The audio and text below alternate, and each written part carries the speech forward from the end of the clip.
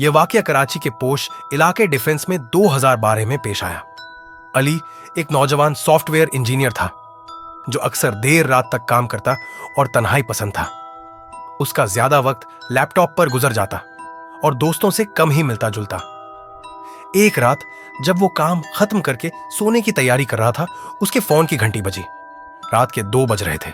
Screen पर unknown number चमक रहा था। अली ने हैरानी से फोन उठाया। हेलो। दूसरी तरफ से किसी औरत की धीमी सी आवाज आई। तुम अभी तक जाग रहे हो? अली का दिल एक लम्हे को धड़कना भूल गया। ये कौन था?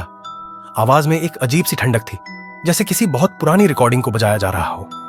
कौन? तुम कौन हो? अली ने कदरे सख्त लहजे में पूछा।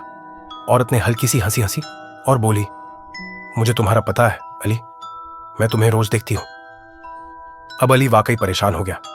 उसने फौरन कॉल काट दी और फोन साइलेंट पर कर दिया।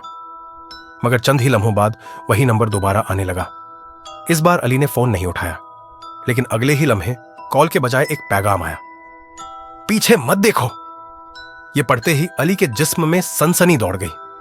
वो लाशोरी तौर पर पीछे देखने ही वाला था कि अचानक बिजली चली गई। पूरा कमरा अंधेरे में डूब गया और कोने में पड़ा उसका वॉल क्लॉक खुद बजने लगा। टिक टिक टिक। पसीने से शरारत अली ने मोबाइल की रोशनी जलाई और कमरे का जायजा लिया। कुछ गैर मामूली नजर नहीं आया, मगर जैसे ही उसकी नजर आईने पर पड़ी, उसका दिल हल्का में आ गया। आईने में उसके पीछे एक धुंधली स्याह परछाई खड़ी थी, बिल्कुल बेहरकत। अली ने जल्दी से आंखें बंद कर लीं और बुलंद आवाज में आयतुल कुर्सी पढ़ना शुरू कर दिया। कुछ ही लम्हों में घड़ी का शोर बंद हो गया और बिजली वापस आ गई।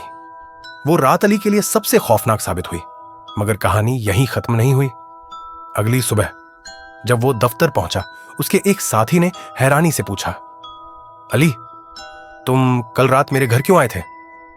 अली ने चौंक कर पूछा, क्या? मैं कहीं नहीं गया, मगर मैंने खुद तुम्हें अपनी गली में देखा था। तुम मेरी तरफ देख रहे थे, मगर तुम्हारी आंखें बिल्कुल स्याह थीं। अली के हाथ से चाय का कप गिर गया। उसकी कहानी खत्म हो चुकी थी, या शायद अभी शुरू हुई थी।